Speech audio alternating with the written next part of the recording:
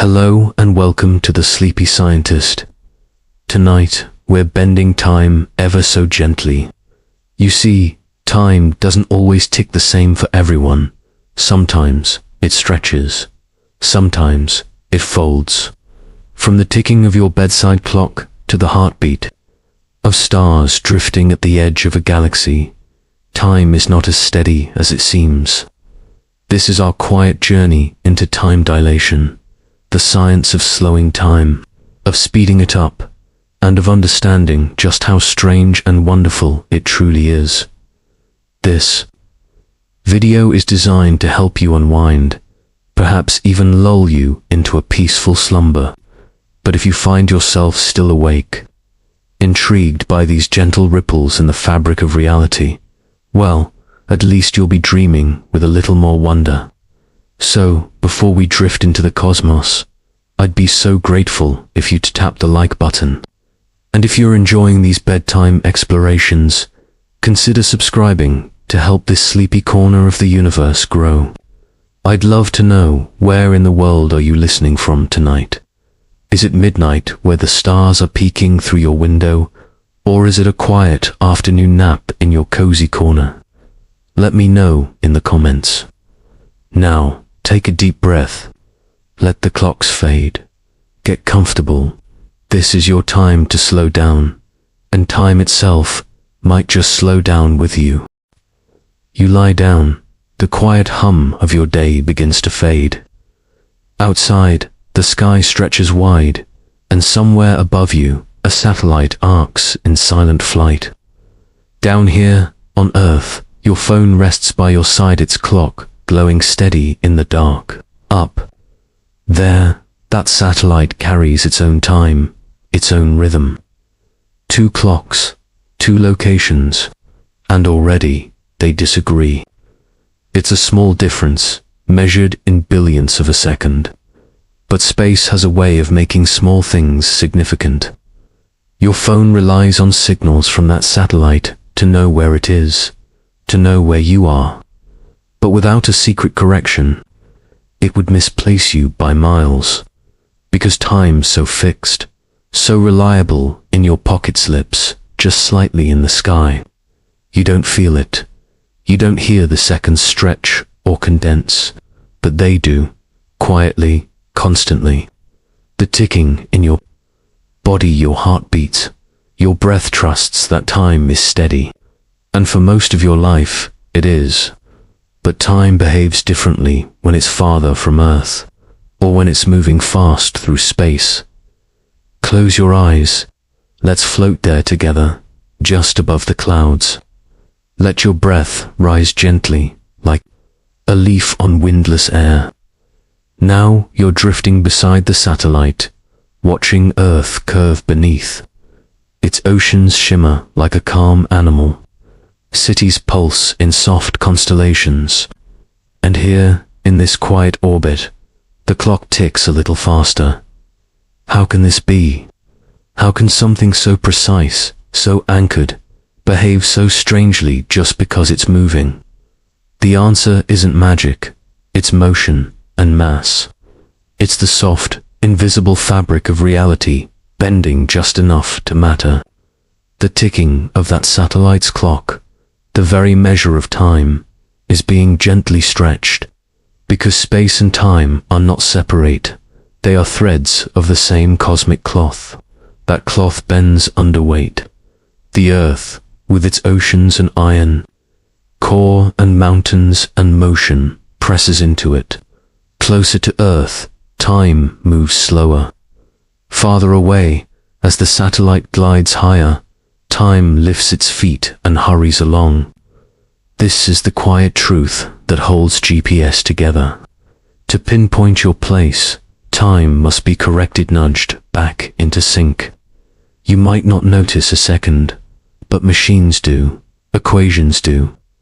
And when you reach for directions, or call for help, or watch the sky from a quiet bench, it is this hidden conversation between ground and orbit that answers you. Now open your hand, gently. Imagine a clock, tiny and golden, ticking there. This is your time, Mirth's time, weighted slightly by gravity. Now picture another, drifting above, ticking just a bit too fast. Not because it's broken, but because it is free, freer from Earth's pull, freer from the stillness we take for granted. You and the satellite live in different pockets of the universe, and so you live in slightly different time. Tonight, we begin not with answers, but with curiosity. Why does this happen? What does it mean? And if time can shift, what else can it do? You've likely heard that time is constant, but that's only true when you're standing still, far from stars, far from speed. We don't often notice time's quiet elasticity because it is too subtle for our senses. But science has taught us to listen with more than ears, to see with more than eyes. And with that seeing, a great truth unfolded. Time changes. It bends like wind through trees. It deepens like sound in a canyon.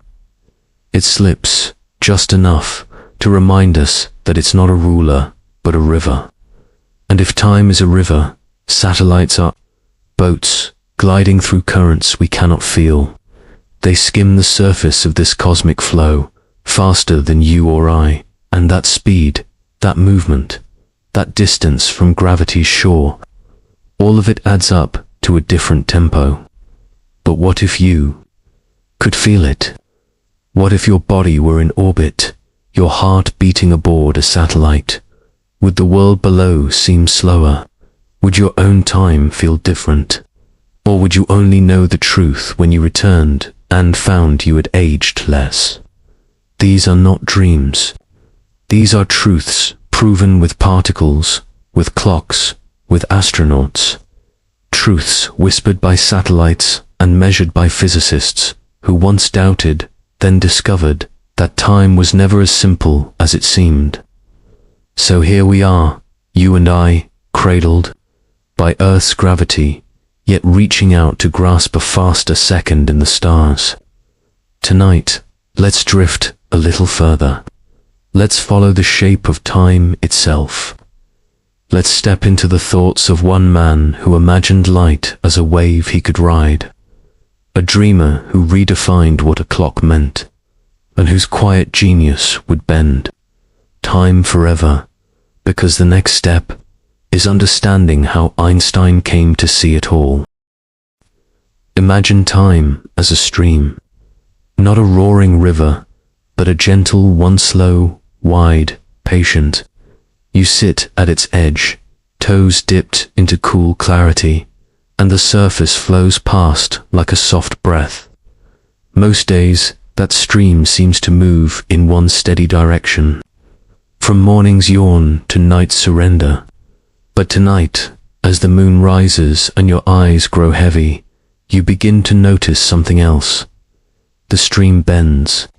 It bends near mountains. It bends near weight. It twists and stretches near things that move fast or pull hard. Not because it's broken, but because this is what time does when gravity and speed enter the room. You've felt it without knowing it, when a moment stretches in silence, when hours vanish during joy. But those are feelings. What we speak of now is real, measured, proven. Time truly does move differently, depending on where and how you are. Let's begin with mass, with gravity. Picture the Earth again, cradling you as you lie still tonight. Its mass presses on the fabric of space-time, like a heavy hand on a soft mattress. The deeper the hand presses, the slower time flows near. That weight, a clock at the top of a mountain, ticks faster than one at sea level. Not by much, not enough for you to feel, but enough for precision instruments to know. The stream is steeper down here, its current just a touch more reluctant to move. Now imagine the Earth not as a cradle, but a weight in the cosmos, floating in space, curved by its own presence, and you, resting on its surface, float too in both space and time, gently delayed by the planet's pull. Above you, farther from this gravity well, time flows a little quicker. The current eases up. This isn't science fiction, it's science. Fact, soft and strange and deeply true. It's the reason satellites must adjust their clocks. The reason cosmic rays linger longer than expected. The reason astronauts age differently, if only slightly, than you. Now let's move from gravity to motion. Another current, another bend. If you step into a fast-moving boat, the water around you behaves differently. It parts faster, it swirls differently around the hull. So too with time. The faster you go, the more time slows down for you. This is the principle of time dilation due to velocity. A strange and graceful truth. As speed increases, time stretches. Imagine you are flying in a jet, soaring above Earth. Your clock ticks a hair slower than someone waiting on the runway. Not enough to notice. Not enough to age differently in a lifetime. But enough for satellites, for deep space missions, for particles born in the upper atmosphere to reach the ground before decaying when they shouldn't have the time. That's the mystery solved by time dilation. These tiny particles move so fast, their own experience of time slows just enough to survive the journey. Their lives stretch out, like a final breath held longer than thought possible. Not because they resist death, but because speed grants them more life through the slowing of time itself. The universe, it seems, is compassionate in strange ways. And now, back to you. Lying still in your bed, heart beating a steady rhythm. The world feels constant, but your body is part of this larger, flowing stream. Your atoms whisper to one another in rhythms shaped by gravity and motion. Even here, even now, time is adjusting its flow around you. Let's try another image. A field of tall grass, wind moving across it in ripples. From afar, it seems smooth, even. But look closer, and you'll see tiny eddies, small twists where the wind meets stone. That's time, too. To our daily lives, it seems regular, but closer inspection, through math, through observation, through the quiet attention of physicists reveals these graceful distortions. And what does this mean for you, this person curled in comfort, listening to the stream? It means you are already part of this dance. Your very presence shapes time. Your position in gravity, your motion through space, gently alters your tempo. If you were to live your whole life atop a mountain, you would age just a whisper more than someone in the valley. If you rode fast enough through space, your journey could be a year, while decades passed for others. Not fantasy reality. This realization need not disturb you. Let it cradle you instead. You are not trapped by time. You are swimming in it, gently rocked by its curves. And understanding these curves brings us closer to knowing the shape of the universe. You may wonder now who saw this first, who had the patience to sit by this stream and notice the bend in the current, who saw time not as absolute, but as a living, moving thing. It was not so long ago, a young man, working in a patent office, dreamed not with poetry, but with precision. He imagined light, not as flickering flame, but as a riderless wave he could chase. And in that chase, he saw the secret curves of time. Einstein, quiet, curious, certain, he did not rely on telescopes or rockets. He relied on thought, on imagination, on daring to question the stillness. And from that stillness, he pulled out a truth that changed everything. As you rest here by the stream, the current hums its slow lullaby. You are part of this softness, and also part of the mystery that unravels ahead, Because the next step is to step into Einstein's gentle realization. You close your eyes, and the stream of time you've been following grows quieter still. The stars above you seem to hover, suspended in the stillness of thought. And somewhere in the soft folds of history, a young man sits at a desk not far from a window, his hands resting on a stack of patent forms. He is not famous yet. His name has not become a synonym for genius. But inside his mind, a revolution is slowly unfolding, not in fire or sound, but in the language of light and space and stillness. His name is Albert Einstein. At this moment, he is not peering through a telescope or scribbling in a laboratory. He is working in a Swiss patent office, quietly reviewing inventions and machine designs. But as he sorts through blueprints, his thoughts drift elsewhere toward the speed of light, toward time and how it might behave if it could be seen from a different angle. He imagines riding alongside a beam of light, holding on as it zips. Through the emptiness of space, what would he see? What would light look like if you could catch up with it? That question, simple and strange, will change everything. You are there with him now, not in space, but in spirit. You feel the stillness he must have felt, the quiet necessary for deep thinking. And in that stillness, a new idea begins to form. That space and time are not separate things, but part of a single fabric. Like the warp and weft of woven cloth, they cannot be pulled apart. They bend together. They ripple together.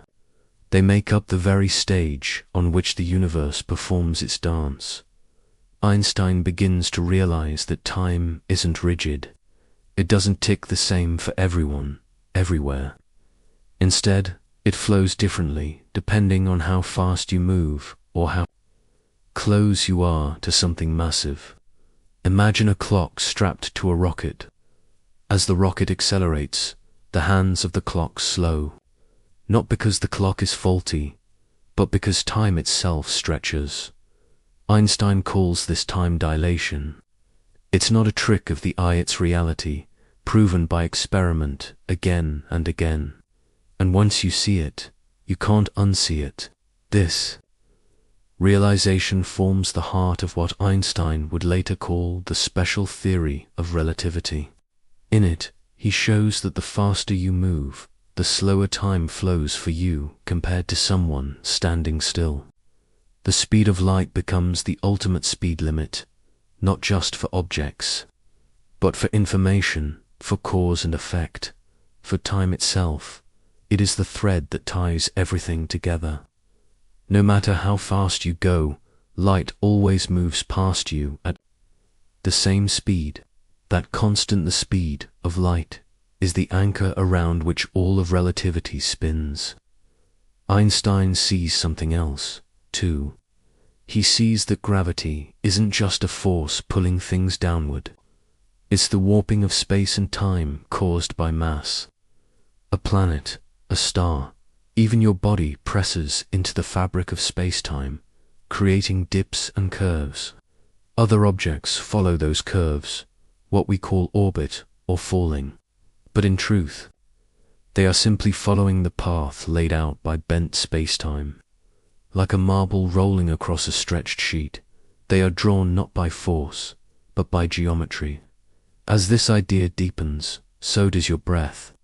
You begin to understand that gravity and time are deeply connected.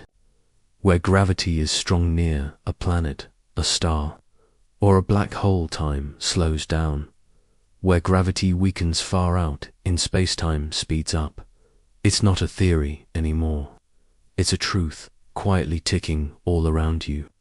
Satellites adjust for it. Astronauts live it. And you, lying still tonight, are touched by it too. Einstein did not discover these truths by accident. He followed curiosity like a lantern in the dark. He asked questions others didn't think to ask. What does a falling person feel? What happens to time at the edge of a beam of light? These were not grand experiments. They were gentle thoughts, patient thoughts. And yet, from them came equations that continue to guide rockets, satellites, and GPS systems. From them came a new understanding of time, not as a single, steady river, but as a landscape with hills and valleys, curves and folds. You are now floating in that landscape. Imagine walking across a gentle hill, the grass soft beneath your feet.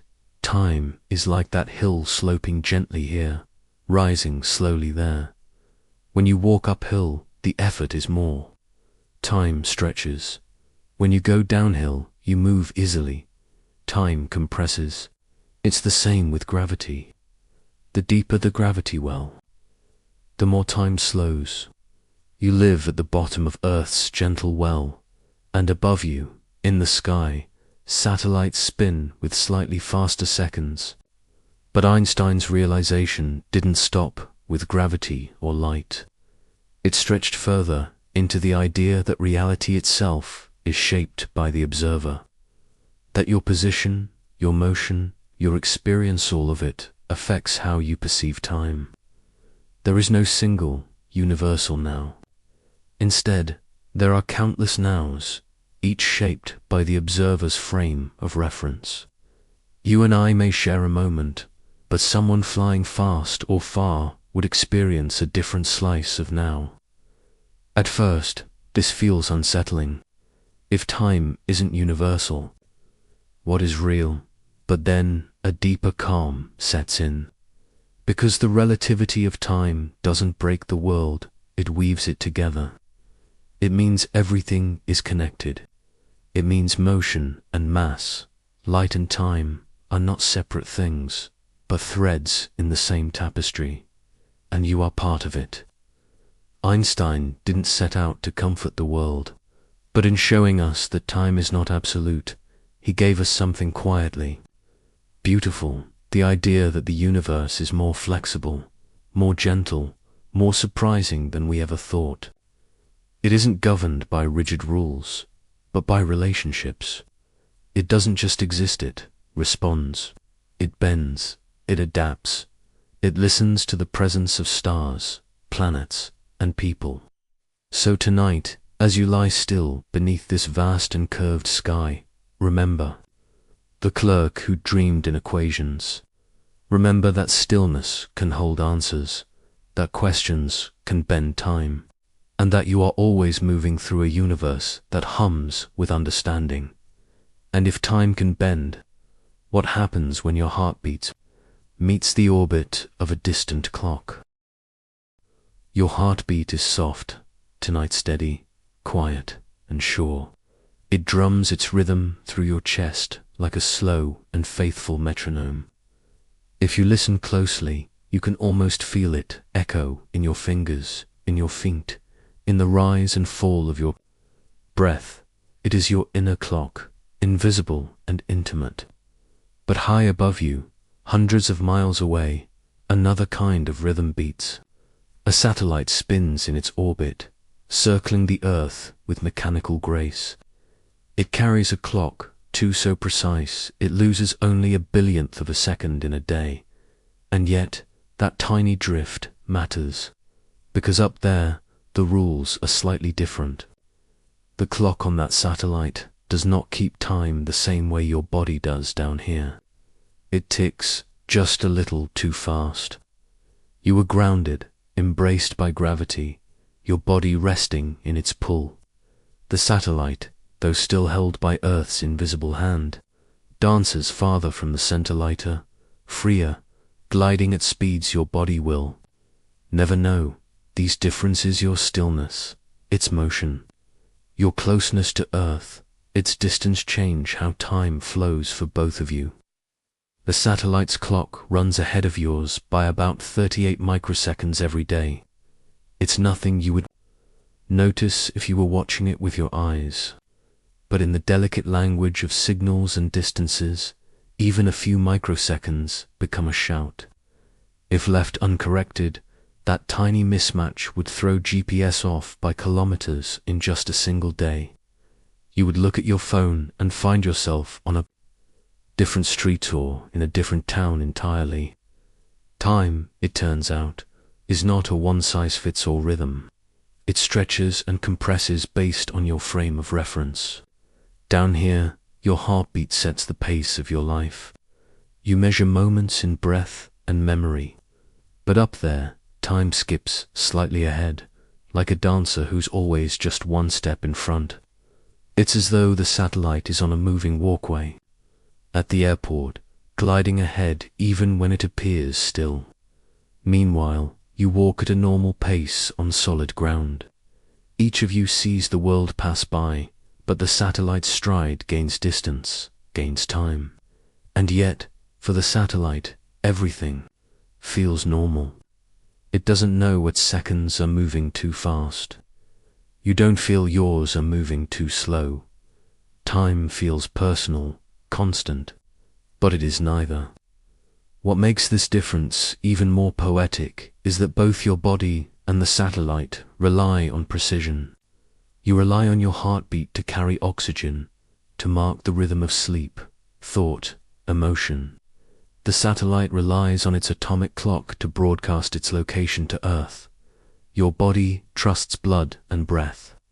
The satellite trusts cesium atoms and electromagnetic signals. Both are faithful. Both are fallible in their own way. But the universe whispers adjustments. To keep your world in sync, engineers compensate. They build in tiny corrections to the satellite's software, so that its fast-forwarding time is slowed just enough. This way, when your phone asks the sky where you are, it receives an answer that's rooted in agreement, despite the disagreement underneath. It's a beautiful cooperation. You and the satellite live in different time zones, so to speak, but you've learned how to meet in the middle. You've made peace with relativity, even if you didn't know it. Every time you ask your phone for directions, or your car plots a course, or a plane lands exactly where it should, you are witnessing this reconciliation. The clocks have made amends for the universe's bending of time. But what if they didn't? Without those corrections, our digital world would unravel quietly. Planes might land off course, maps would blur, autonomous vehicles would wander. All because of a 38 microsecond misunderstanding between your heartbeat and a satellite's beat. It's a humbling reminder. The things we rely on each day are stitched together by physics we cannot feel but must still respect. So tonight, as you lie still beneath the stars, remember that above you dozens of satellites spin, each ticking slightly too fast, each gently nudged back in line. Your heartbeat continues its steady rhythm. Your body remains tethered to Earth, but you are in quiet partnership with the sky, always balancing the steps of a cosmic waltz. And even as satellites fly, they are bound to you not by string, but by time, by the agreement that seconds are not always equal, but can be reconciled. This is the poetry of precision, the grace of clocks in motion. You may wonder now, how do we know this works? How did we discover that clocks could drift? Who noticed the difference, and why did it matter? To answer that, we must look again to Earth. 2 laboratories where beams of light bounce between mirrors. 2 towers where clocks are lifted higher and tick faster. 2 physicists who build experiments not just to observe, but to feel time's difference in their bones. Because gravity doesn't just bend space, it slows time. And your own heartbeat is already caught in that slow, steady drift. What happens if we climb higher or fall deeper? How far must we go before seconds begin to stretch like taffy or snap like string? Imagine being at the bottom of a well. The sky is only a circle above you, a soft and distant light. The air feels heavy. The The walls curve inward, and sound takes just a little longer to rise. You are safe, but you are deep. This well, though imaginary, holds more than silence. It holds time itself, moving just a bit slower than above. Gravity wraps around you here, stronger than it would be at the top. Not in a way you can feel with your hands, but in the subtle ways it tugs at space and time. You are deeper in Earth's gravitational field, and so though you don't notice it, your seconds begin to stretch. They grow thicker, slower, as though reluctant to move on. Now picture someone standing far above you on the open surface. Their seconds move a little faster than yours, not because their clock is better, but because gravity's grip is looser where they are. You are both part of the same moment, but the beat of time, the tempo of it, has changed. You are living time more slowly, gently drawn into Earth's embrace. This is not metaphor, it is reality. Time runs slower the deeper you go into a gravitational field. At sea level, your watch ticks more slowly than it would on the top floor of a tall building. The difference is tiny, almost imperceptible, but it is real, and like all real things, it matters. The cause is gravity's quiet force, an invisible field that curves space around every mass. Earth is wrapped in this field like a ball resting in a stretched sheet. The heavier the mass, the deeper the curve. And in this curve, time too is shaped. The deeper you sit in gravity's bowl, the more your time stretches. You are lying now, at the very edge of sleep, your breath slow and even. Let gravity's cradle rock you. Let your thoughts drift into the rhythm of stretched seconds. This cradle isn't harsh. It doesn't yank or pull. It simply cradles you in the way a planet does, holding you gently, shaping your experience of time without asking permission. Satellites float above you, higher in this field, moving through gentler space. Their clocks tick faster. Not by much, but enough that we must adjust. We must correct for the mismatch between the cradle down here and the freer sky above. Otherwise, as we've seen, GPS signals would drift. Maps would lose their grip on truth. It's remarkable, isn't it, that something so intangible, gravity's pull on time, must be accounted for in machines we rely on every day. The silent bending of time becomes essential to modern life. Elevators may carry us upward, planes may lift us higher, but gravity's presence, though weaker at altitude, never truly lets go. It is always there, shaping, slowing, stretching. Even your body responds. Your bones grow differently in space. Your heartbeat changes in orbit. And somewhere deep inside your cells, time flows differently, not in your imagination, but in your atoms. Time, like gravity, is woven into your very being. Now imagine falling into a black hole, a place where gravity is so strong that not even light can escape. Time there slows to almost nothing. To someone watching from far away, you appear frozen at the edge, suspended in time. But for you, moments would continue, unspooling, slowly, infinitely stretched. That is gravity's extreme. But here on Earth, you already live in a gentler version of that same truth. Think again of the well. You climb slowly upward from the depths toward the light. With each step, time shifts slightly, imperceptibly becoming lighter, quicker. This journey mirrors your place in the universe. We are always climbing, always seeking a clearer view, not just of space, but of time's behavior. Einstein called this the equivalence principle, the idea that being in a gravitational field feels the same as being in an accelerating room. If you were in a sealed box, You couldn't tell whether gravity was pulling you down or whether the box was being pushed upward. In either case, time would be affected. This gentle riddle, this symmetry of experience, is part of how we understand the bending of time. So tonight, you lie in gravity's cradle, not trapped, but comforted. The earth beneath you holds you steady, rocking you in a rhythm so subtle it takes great patience to see. You are part of the curve, part of the slowing, part of the quiet pulse of stretched seconds. And yet, this cradle is not the only thing that shapes time. Gravity stretches it, yes, but motion shapes it too. As satellites glide above, their speed through space adds another twist, another stretch. The faster something moves, the slower time flows for it. So what happens when we leave Earth entirely? What does time feel like when you are far above the cradle, moving fast, orbiting the world every 90 minutes?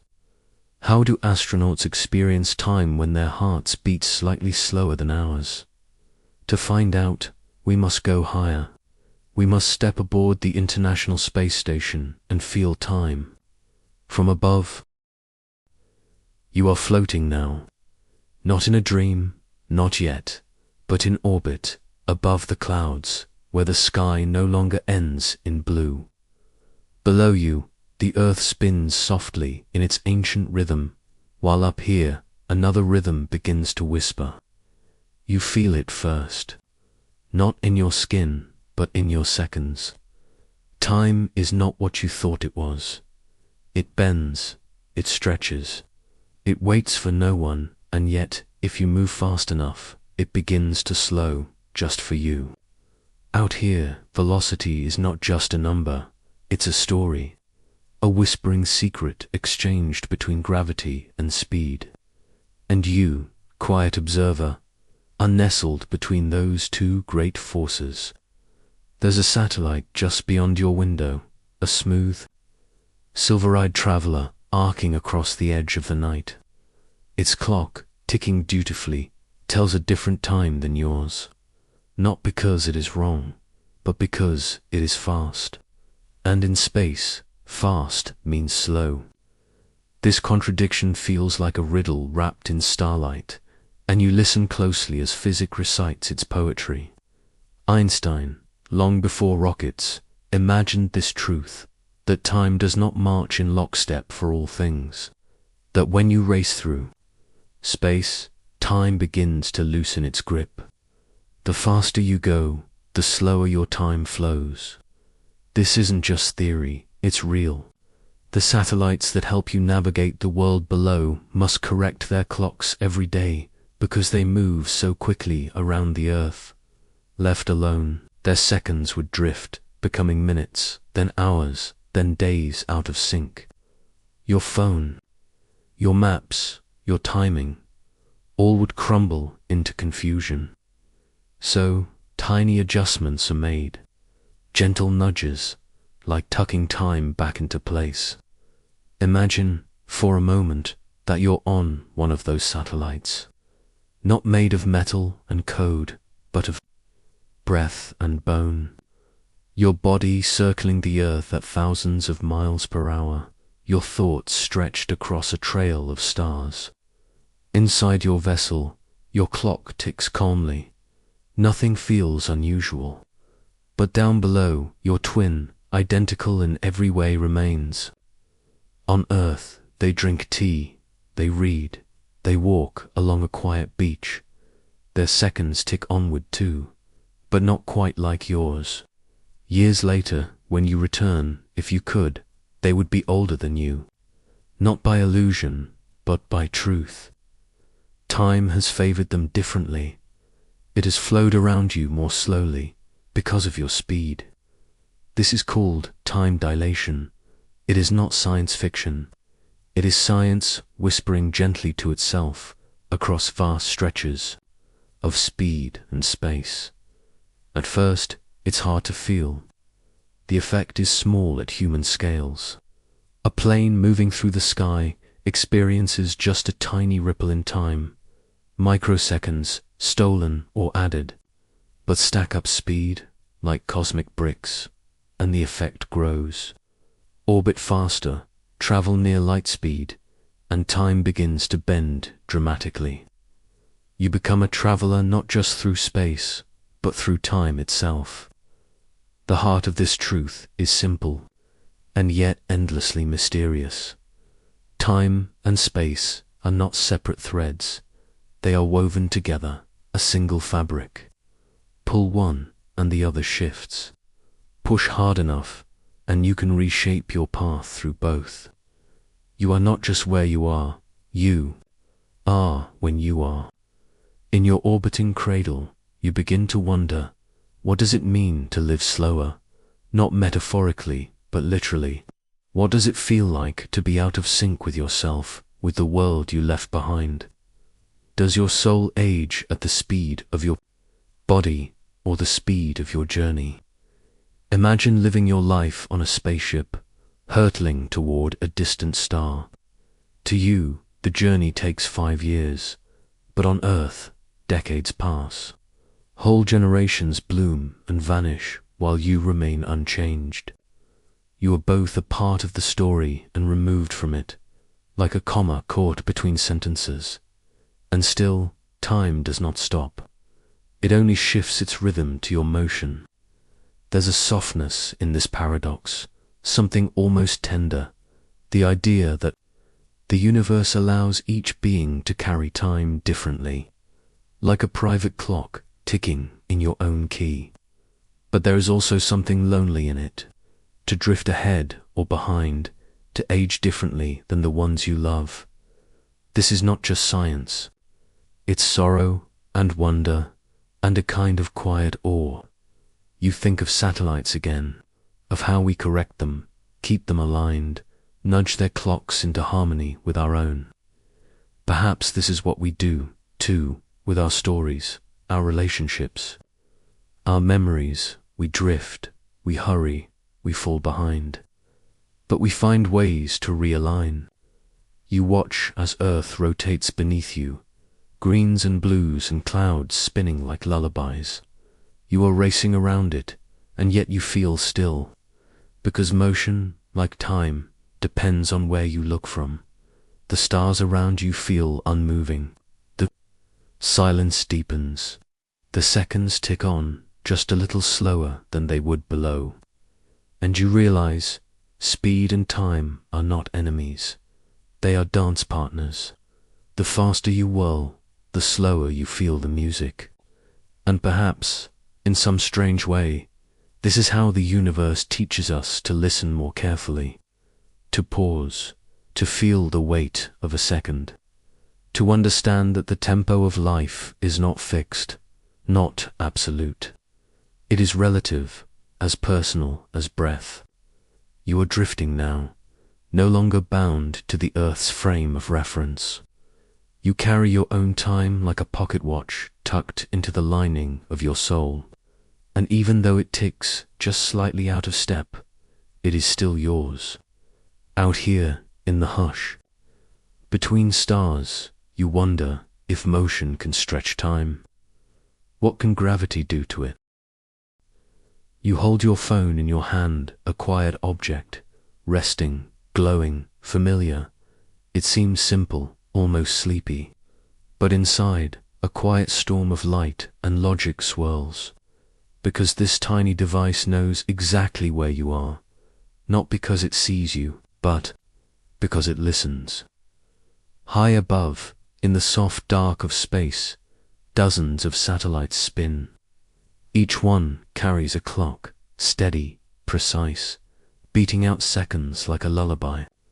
These clocks are not just keeping time, they are telling the Earth where everything is. And your phone is listening to those rhythms, measuring the invisible music. Each satellite sends a signal, a burst of time wrapped in light, and when your phone receives it, it does something gentle and profound. It compares, it listens to when the signal left the satellite, and measures how long it took to arrive. From this, it calculates distance. not with footsteps or rulers, but with time. Because light, as fast as it is, still takes time to travel. And in that pause, your location is written. One satellite can tell you how far. To begin to sketch a line. 3, draw a circle. And 4, or more, begin to find you in 3 dimensions, on a planet that curves, spins, and pulls at time itself. But there's a complication, quiet and strange, because the clocks on those satellites, the ones your phone trusts, are not ticking like yours. They are caught in a tug-of-war. First, speed pulls at them. The satellites orbit Earth quickly, thousands of miles per hour, and like we saw before, speed slows time down. This makes their clocks tick just a little more slowly than clocks on the surface, but at the same time, gravity joins the dance. Out there, above most of Earth's gravitational pull, the satellites feel less weight from the planet, and gravity, deep and silent, has its own effect on time. The stronger the gravity, the slower time moves.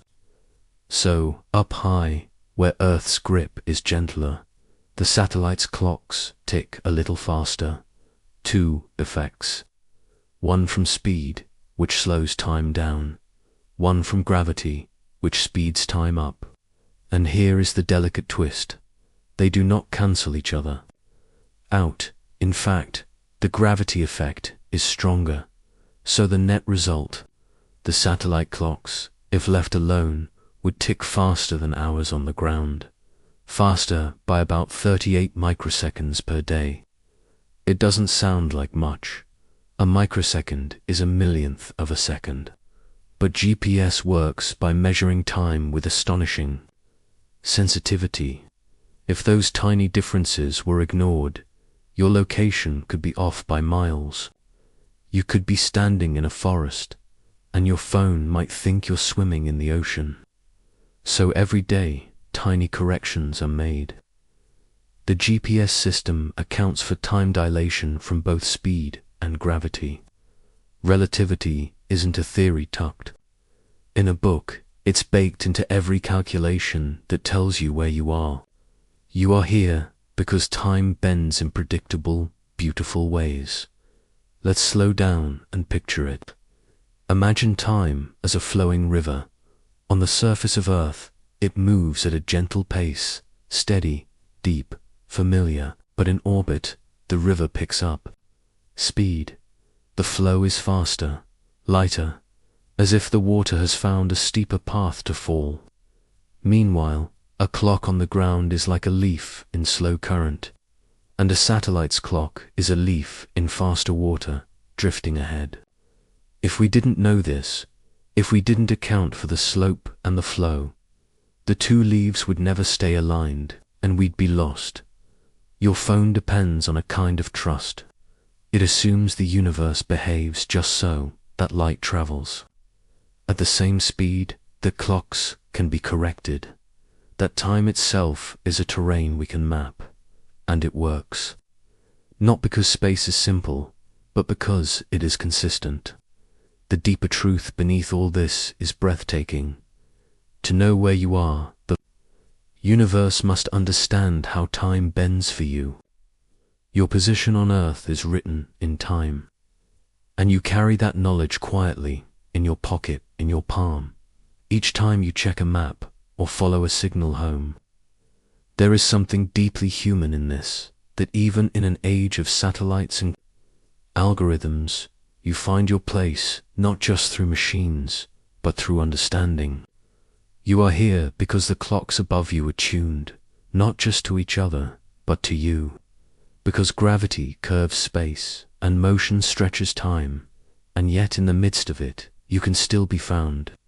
You begin to see GPS not as a tool, but as a quiet proof that even in a universe where nothing stays still, you can know where you stand. And that knowledge is not fixed. It is an ongoing conversation, a constant adjustment, a negotiation with the stars. You don't float through a rigid grid.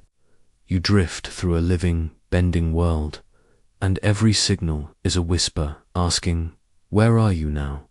Where are you now? Where are you now?" And your answer replied in light and time is always changing but never lost. So the next time your phone finds your path, remember, it isn't just locating a point, it is listening to time itself. Tonight, you drift not in a dream, not yet, but in imagination. You close your eyes and float upward, gently, until the rooftops shrink and the sky darkens into velvet. Clouds part, the blue fades, and the stars begin. Far above you, a quiet ship moves and circles, the International Space Station, a human outpost drifting through the hush of low Earth orbit. It circles the planet every 90 minutes, faster than a bullet, faster than the turning of day to night. And inside, someone is dreaming. The astronaut, weightless, tethered to no floor, floats in the dim orange glow of instruments, there, body curved like a question mark in the air.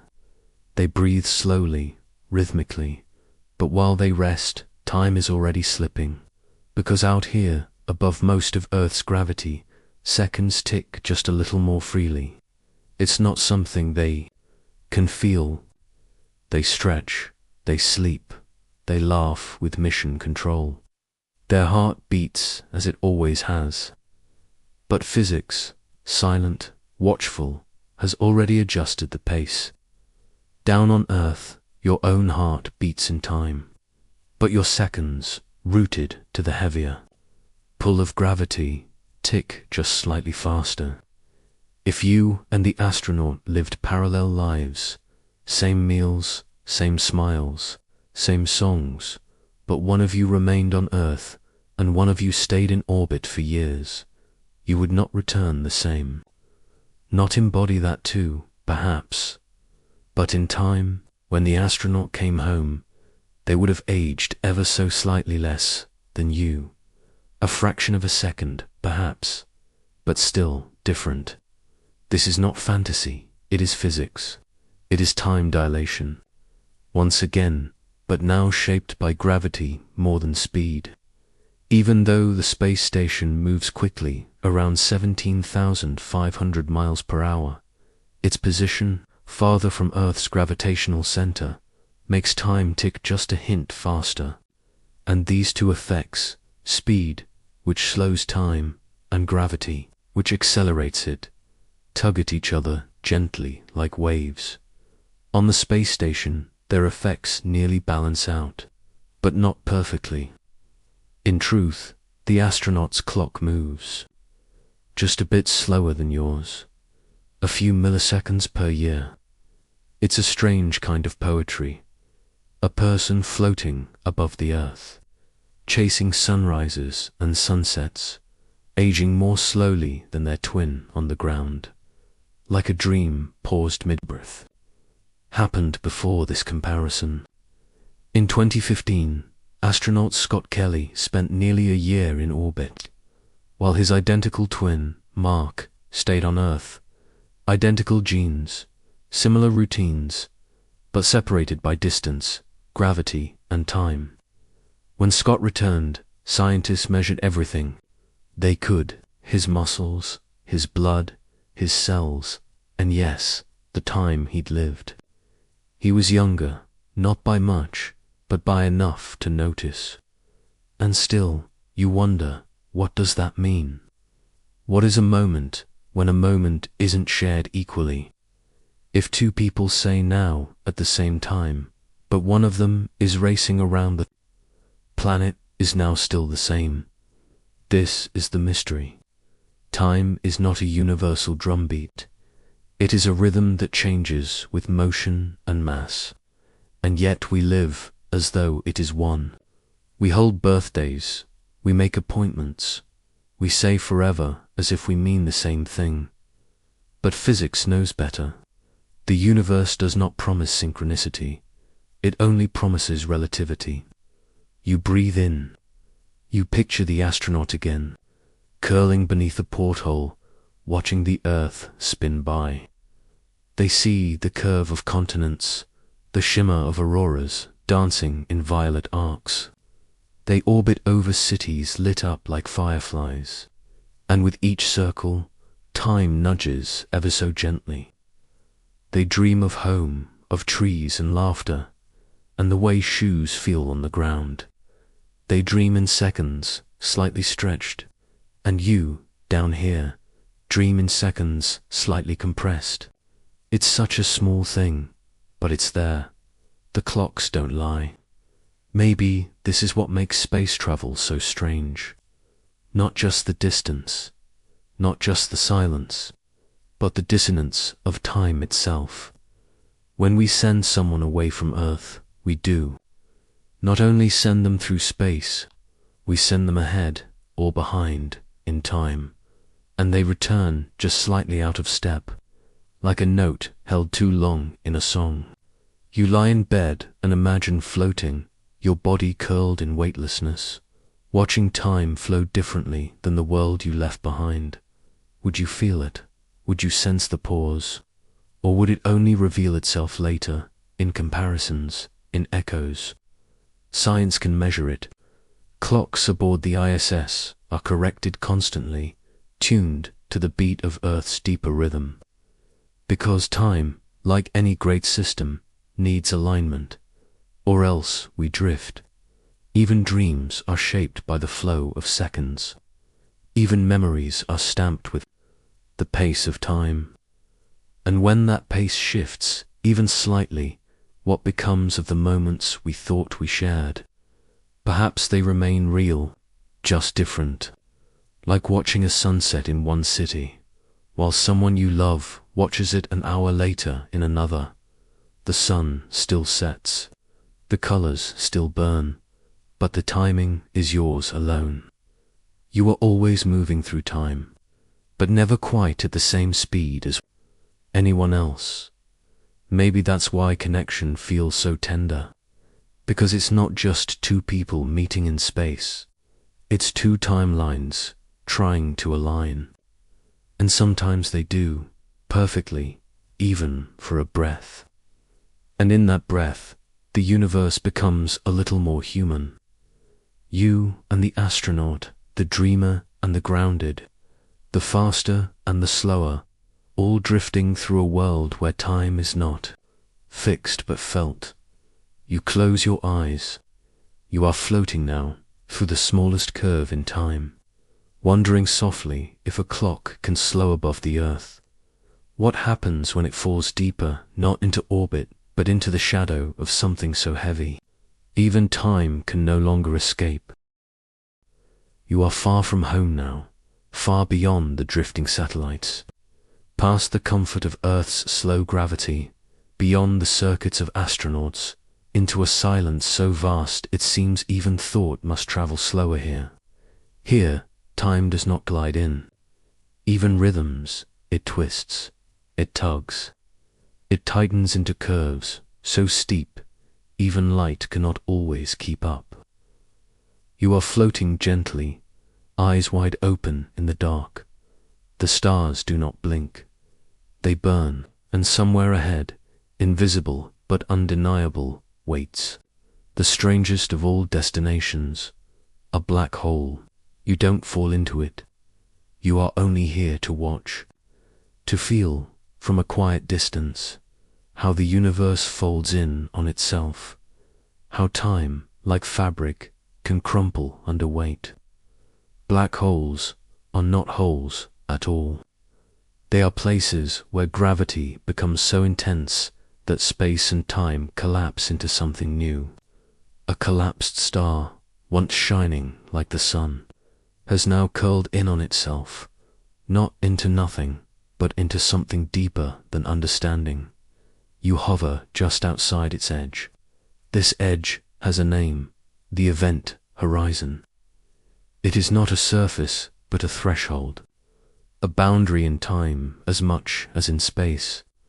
Cross it, and there is no return, not for ships, not for light, not for signals or stories. But here, just outside it, time begins to change. You float in stillness, but to someone far away, you are slowing. Your heartbeat, your blinks, your breath, all seem to take longer. If they watched you, they would see your movements stretch into minutes, then hours, then days. You are not frozen. You are just moving through thicker time. Like syrup poured from a spoon, your seconds elongate. From your own point of view, nothing feels unusual. Your watch ticks normally. Your thoughts still turn like soft waves. But compared to those far from this gravity, you are living in a slowed down world. This is not a trick. It is not imagination. It is the physics of time near massive things. The stronger the gravity, the slower the time. And nothing in the universe creates stronger gravity than a black hole. Light that tries to leave, it becomes redder and fainter. Its energy pulled down like a swimmer in deep water. This is gravitational redshift. And it is a whisper from the black hole's edge. A signal that time is thick here, tensioned and textured like stretched thread. Now imagine something more dramatic. Imagine a person falls toward that dark edge. They feel no change. They don't sense the time warping. But to an outside observer, they never seem to cross. They appear to hover, to freeze at the boundary. A ghost caught in infinite pause. From inside, time may continue, but from outside, it stops. The edge becomes a mirror, not reflecting your image, but reflecting the limit of understanding. And beyond that, the singularity, a point of infinite density, where our equations break, and time itself may cease to have meaning. We don't know what lies within. It may be a place where space turns in on itself, or where time becomes space, or where entire new universes are born. No message has ever returned from inside, only silence. But even here, from the safe side of the horizon, you feel something profound. Time is not flat. It is not smooth. It has texture. It stretches and folds depending on where you are, how fast you go, how much weight presses into the space around you. It is like walking across a field. Some patches soft and slow, others steep and quick. You feel it in your step, even if you don't know the cause. The black hole shows us what gravity does when taken to its furthest edge. It doesn't just pull, it reshapes. Not just matter, but time. And if time can stretch into nearly nothing, or into endlessness, then perhaps time is not a backdrop at all, but a player in the cosmic story. And you are not just drifting through it, you are woven into it. Your moments have texture. Too, they stretch when you wait, they tighten when you run, they thicken with grief, they shimmer with joy. In this way, you are not so different from the stars.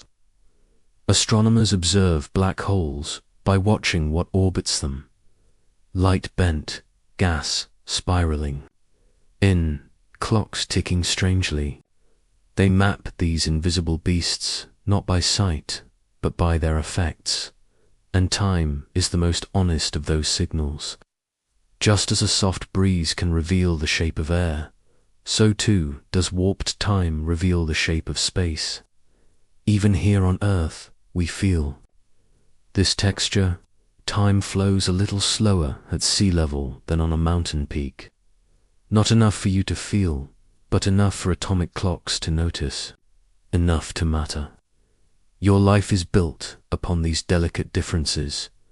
GPS systems, satellite communications, space missions, all depend on accounting for the fact that time is not one, but many, curved and shaped by the places it passes through.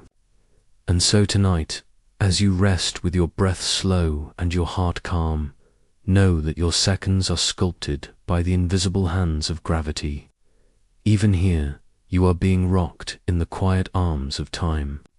And if two people start together but take different paths through orbit, or gravity, or speed, they will meet again, aged apart. So now, let's return to Earth, to two hearts that once beat in time. And what happens when one of them flies too far, too fast, for too long? You return to your room. The stars you drifted past remain high above. The black hole has faded into distance, and the silence of space has softened into the quiet hum of your own breath again. You are here, in your bed, back on Earth, and yet the journey lingers, not in your bones, but in your sense of time. You look at your clock. The hands move gently, steadily. There is comfort in their rhythm. But deep inside, something has changed, a thought planted like a seed. Time is not as even as it seemed. Tonight, you think of twins, identical in birth, mirrored in memory. One stays on Earth, grounded, living life day by day. The other boards a spaceship, leaves the atmosphere, and travels close to the speed of light. Years pass. The one on Earth grows older, measuring time through seasons and sunrises. The one in motion, hurtling through space, experiences fewer moments. For them, time has slowed. When they reunite, they do not look the same. One has lived longer, the other has aged less. The clock in their chest, the time in their cells, the rhythm of their hearts, no longer aligned. This is not science fiction. This is the twin paradox. And it has been proven, not with people yet, but with particles. With clocks flown on jets, with satellites orbiting our world. Even motion, if fast enough, can bend the shape of now. You lie still in your room, but the Earth itself is moving, spinning on its axis, orbiting the sun, sailing with the galaxy through space. You are in motion. You are in a frame of reference. And time, so patient and precise, is dancing quietly around you. Imagine two friends, both watching the same sunrise, but from different mountaintops. One sees it a moment before the other. They both feel the same morning, but their now is not identical. Close, yes, but not the same. Now stretch that thought. One friend is on Mars, one is on Earth. What is now for one might be the past for the other. In relativity, there is no universal now, only slices of time shaped by where you are and how you move. It's a quiet asymmetry, a gentle slant in the unfolding of events. And you live within it. When you glance at a distant star, you are seeing its past. The light you catch tonight may have left that star before your body was born. You are always receiving echoes, never the thing itself. Even your own reflection in the mirror is a tiny moment behind. There is no single moment the universe agrees on. There are only billions of personal nows, one for every point in space. Time is not a river rushing from a shared past into a common future. It is more like a great mist, spreading in every direction, its density shifting depending on speed, gravity, and point of view. And yet, here you are, feeling your own now, breathing within it, sensing its softness, its shape. You do not feel split, you feel whole. Because your time is your own, anchored by your heartbeat, measured by your memories. But this doesn't mean you are alone. It means the universe grants each of us a slightly different view, and together, those views weave a deeper picture. Even the satellites above you live in slightly different nows. Their signals must be corrected before they can be useful. Even your phone depends on these adjustments to guide you from one street to the next. Time is not just ticking, it is communicating. It is collaborating across asymmetries. So much of what we call real depends on agreement. Two clocks synchronizing, two people saying now, two moments connecting across space. But perfect agreement is never quite possible. There is always some gentle drift, some slight divergence, and that's okay. It doesn't make your time less true, it makes it yours. You return to your breath, to the weight of your blanket, to the clock. On the wall, you've traveled far, into speed, into gravity, into the very folds of space. And you've returned with a new way of seeing. That time is personal, that now is never one thing, and that even the stillness you feel is part of something curved. And if your time is a little different than someone else's, that's not a flaw. That's the beauty of relativity, the quiet dignity of difference. You drift in your moment, feeling the soft asymmetry of now. And somewhere inside that moment, a question stirs. If time can stretch and shift and slow, what would happen if we could mine it, extract it, shape it? Not in moments, but in minutes. Not with gravity, but with metal. Not in clocks, but in rock.